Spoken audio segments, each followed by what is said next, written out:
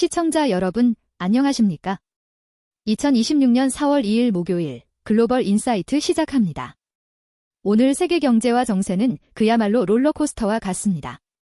중동의 전운이 감도는 가운데 터져나온 종전 기대감이 전 세계 금융시장을 뒤흔들고 있고 각국은 자국의 이익을 극대화하기 위한 제도 개편과 외교적 재편에 분주한 모습입니다.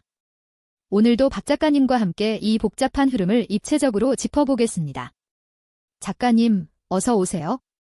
네, 반갑습니다. 오늘 뉴스를 한 문장으로 정리하자면 불확실성 속에서 피어난 기대와 실용주의라고 할 수 있습니다. 시장은 전쟁의 끝을 갈망하며 폭등했고 국가들은 먼 미래의 기술 패권과 당장의 민생을 챙기기 위해 아주 구체적인 정책들을 쏟아냈습니다. 마치 1970년대 오일 쇼크 이후 각국이 에너지 정책과 금융체질을 완전히 바꿨던 시기처럼 지금 우리도 거대한 변곡점을 지나고 있습니다. 오늘 그 긴박한 소식들 하나씩 풀어보겠습니다. 첫 번째 소식은 한국입니다. 우리 경제에 역사적인 훈풍이 불고 있습니다. 한국 국채가 세계국채지수, 즉 WGBI에 정식 편입되었다는 소식이군요. 드디어 우리 경제에 체급이 달라지는 순간이 왔습니다. 2026년 4월부터 11월까지 무려 72조 원이 넘는 외국인 자금이 우리 채권 시장으로 들어오게 됩니다. 이건 단순한 자금 유입을 넘어 한국 경제의 신뢰도가 세계 최상위권에 진입했다는 인증 마크를 받은 셈이죠. 과거 1990년대 외환위기 때 자본 유출로 고통받던 역사를 생각하면 격세지감입니다. 이제 우리 채권 시장은 변동성이 큰 개인 리그가 아니라 안정적인 글로벌 메이저리그에 안착하게 된 겁니다. 그래서일까요? 증시도 어마어마한 반응을 보였습니다. 코스피가 하루 만에 8% 넘게 폭등하며 5,500선에 육박했네요. 네, 중동 전쟁 종전 기대감이라는 대형 호재에 WGBI 편입 소식이 기름을 부었습니다. 특히 삼성전자가 하루에 13% 넘게 오르며 19만 원 선을 바라보게 된 건 역사적으로도 보기 드문 광경입니다. 하지만 이재명 대통령은 청와대 비상경제점검회의에서 경계심을 늦추지 않았습니다. 에너지 수급 불안이 여전한 만큼 가짜뉴스에 선동되지 말고 투명하게 정보를 공유하라고 지시했죠. 시장은 환호하고 있지만 정부는 돌발 변수에 대비하며 고삐를 죄는 형국입니다. 외교적으로도 큰 성과가 있었습니다. 인도네시아 프라보어 대통령의 방안으로 특별 포괄적 전략 동반자 관계가 수립되었죠. 이번 방안의 핵심 키워드는 니켈과 전기차입니다. 인도네시아는 배터리의 핵심 광물인 니켈의 세계 최대 보유국이고 우리는 최고의 기술력을 가졌죠. 총 16건의 양해각서를 체결하며 공급망 혈맹을 맺은 겁니다. 다만 국내 정치권에선 지방선거를 앞두고 공천 관련 잡음과 스캔들이 불거져 경찰 조사가 시작되는 등 어두운 단면도 공존하고 있습니다. 대외적으로는 비상하고 있지만 내부 정치는 여전히 홍역을 치르는 중입니다. 미국으로 가보겠습니다. 트럼프 대통령의 지지율이 2기 집권 이후 최저치를 기록했다는 여론조사가 나왔습니다. 그런데 시장의 반응은 오히려 뜨겁네요. 참 아이러니한 상황이죠. 지지율은 33%까지 떨어졌는데 트럼프 대통령이 이란 주둔 미군이 2-3주 내로 철수할 수 있다고 언급하자마자 시장이 환호했습니다. 전쟁이 끝날 수 있다는 기대감이 물까 급등과 셧다운 공포를 한순간에 덮어버린 겁니다. 시장은 대통령의 개인적 인기보다 전쟁 종료라는 실리적인 결과에 더 민감하게 반응하고 있습니다. 마치 베트남 전쟁 당시 닉슨 대통령의 지지율과 철군 발표에 따른 시장 변동을 연상케 합니다. 법적으로도 아주 중요한 심리가 시작되었습니다. 트럼프 대통령이 직접 대법원에 출석했다고요?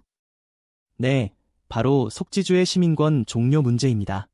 미국에서 태어나면 자동으로 시민권을 주는 140여 년의 전통을 행정명령으로 끝내겠다는 건데 헌법의 근간을 건드리는 일이라 대법원도 상당히 신중합니다. 현재 분위기로는 대법원이 이를 기각할 가능성이 높지만 트럼프 대통령은 지지층 결집을 위해 끝까지 밀어붙이는 모양새입니다.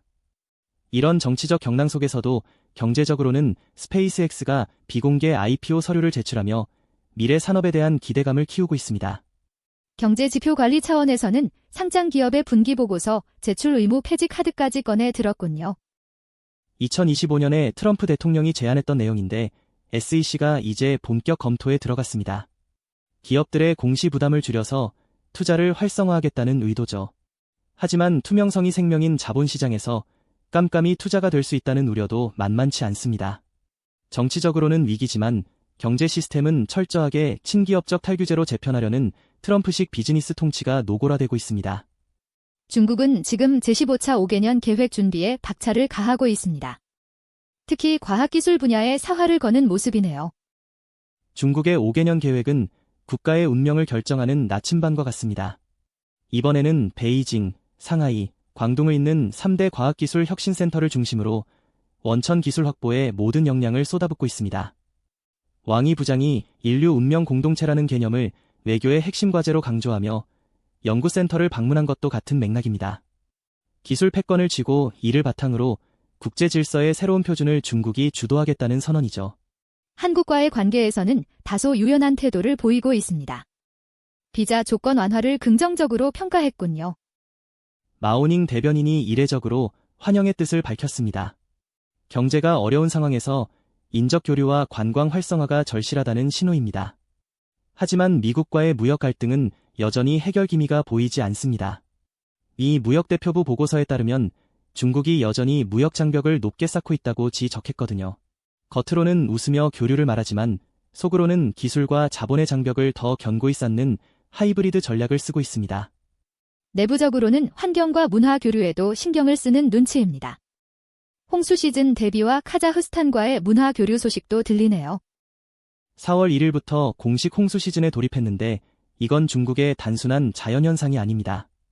치수는 황제 시절부터 국가 통치의 핵심이었죠. 특히 올해는 황하보호법 시행 3주년인데 수질 개선뿐만 아니라 생태와 용수 공급까지 해결하는 고품질 흐름을 강조하고 있습니다. 내실을 다지면서도 중앙아시아 국가들과의 문화 교류를 통해 이른바 소프트 파워를 키우려는 움직임이 아주 조직적으로 진행되고 있습니다. 일본 소식입니다. 외교청서 초안에서 중국과의 관계 설정이 바뀌었다고요? 상당한 파장이 예상됩니다. 기존의 가장 중요한 양자관계에서 중요한 이웃국가로 표현을 낮췄습니다. 외교적으로 이건 아주 큰 급차이입니다. 너는 나의 파트너야 라고 하다가 그냥 옆집 사는 사람이야 라고 바꾼 셈이죠.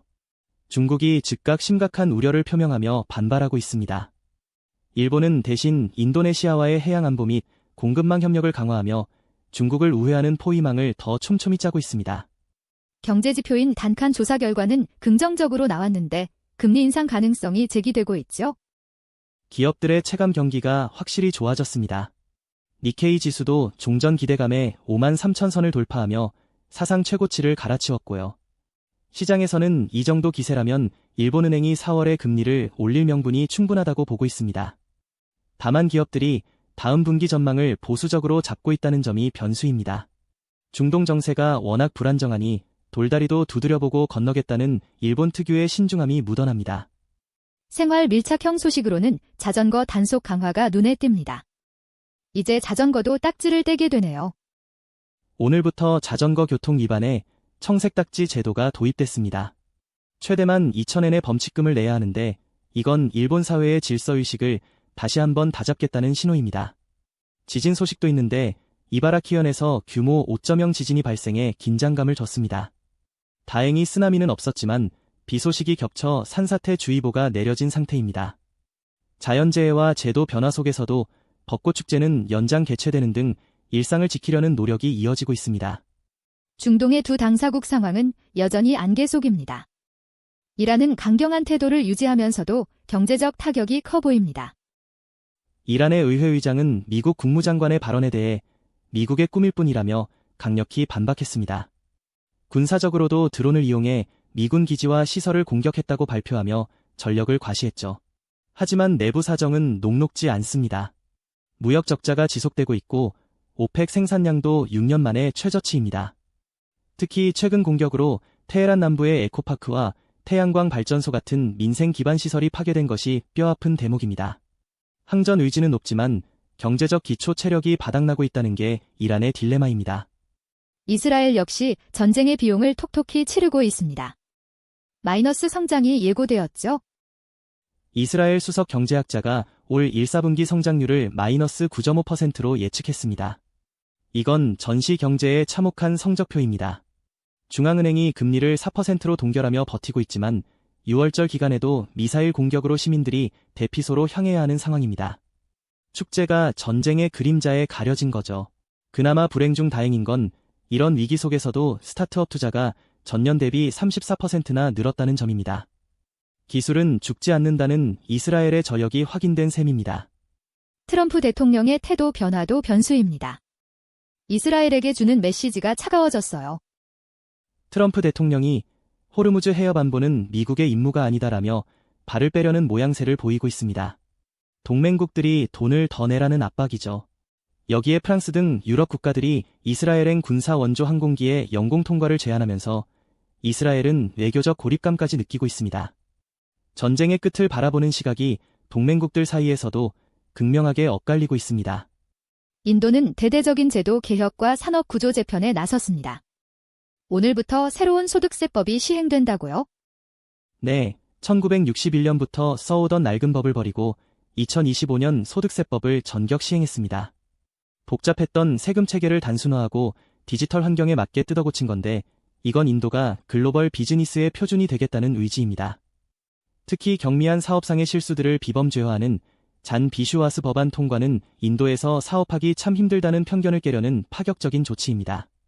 산업 측면에서는 반도체 강국의 꿈이 구체화되고 있습니다. 아삼주에서 첫 공장이 가동을 시작하네요. 타타그룹의 반도체 시설이 드디어 돌아가기 시작했습니다. 인도는 2026년까지 4개의 대형 반도체 공장을 가동하겠다는 원대한 계획을 가지고 있습니다. 칩 수입국에서 제조국으로 나아가 글로벌 공급망의 핵심 허브가 되겠다는 거죠. 이는 중국을 대체하려는 글로벌 기업들의 요구와 인도의 풍부한 인적 자원이 만난 결과입니다. 하지만 축제 현장에서 비극적인 사고도 있었습니다. 비하르주에서 압사 사고가 발생했군요. 종교 행사 중 인파가 몰리며 8명이 사망하는 안타까운 일이 있었습니다. 급격한 경제 성장과 도시화 속에서도 군중 관리와 공공안전 시스템이 여전히 기술 발전 속도를 따라가지 못하고 있는 인도의 현실을 보여줍니다. 오디샤주가 분리 독립을 기념하는 우트칼 디바스를 축하하며 자부심을 고취하는 한편 쓰레기 분리배출 의무화 같은 선진국형 환경 규제를 도입하는 등 인도는 지금 전통과 근대화 사이에서 치열하게 변화하고 있습니다. 마지막으로 영국입니다. 노동자들에게 반가운 소식이 있네요. 최저임금이 인상되었습니다. 오늘부터 국가생활임금이 시간당 12.71파운드로 올랐습니다. 240만 명의 근로자가 혜택을 보는데 연간으로 치면 약 900파운드 정도의 소득 증대 효과가 있습니다. 에너지 요금 인하 조치까지 겹치면서 서민들의 숨통이 조금은 트일 것으로 보입니다. 키어 스타머 총리가 중동 리스크에 대응해 유럽과의 경제 및 국방 협력을 강화하겠다고 선언한 것도 민생 안정을 위한 외교적 포석입니다. 하지만 금융시장의 불안정은 주택담보대출자들에게 위협이 되고 있습니다. 중동 전쟁 여파로 금리 변동성이 커지자 은행들이 대출 상품 1,500여 개를 한꺼번에 철회했습니다. 남은 상품들의 이자율도 오르고 있고요.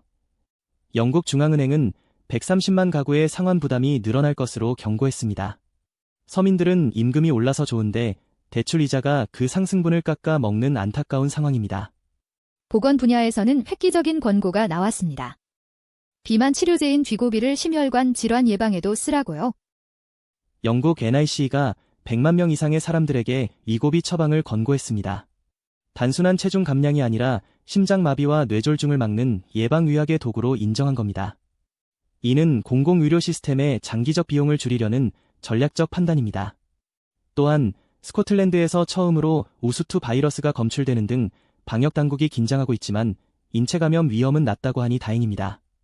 영국은 지금 안보와 보건, 민생이라는 3마리 토끼를 잡기 위해 분투 중입니다. 오늘 글로벌 인사이트에서는 중동 전쟁의 향방에 따른 세계 시장의 요동과 각국의 긴박한 대응을 살펴봤습니다. 박 작가님, 오늘의 한 줄 평 부탁드립니다. 오늘의 한 줄 평은 시장은 평화를 예감하고 정치는 실리를 계산한다로 하겠습니다. 전쟁이라는 비극 속에서도 자본은 희망을 찾아 움직이고 국가들은 그 너머의 주도권을 설계하고 있습니다. 혼란스러울수록 본질을 꿰뚫어보는 통찰이 필요한 때입니다. 네, 오늘 말씀 감사합니다. 오늘 전해드린 소식들이 여러분의 시야를 넓히는 데 도움이 되었기를 바랍니다. 세계의 흐름은 쉼없이 변하지만 그 안에서 기회를 찾는 것은 준비된 사람들의 몫일 것입니다. 시청자 여러분, 오늘도 각자의 자리에서 의미 있는 진전을 이루시길 응원합니다. 활기차고 평안한 하루 보내십시오. 저희는 여기서 인사드리겠습니다. 고맙습니다. 좋은 하루 보내십시오.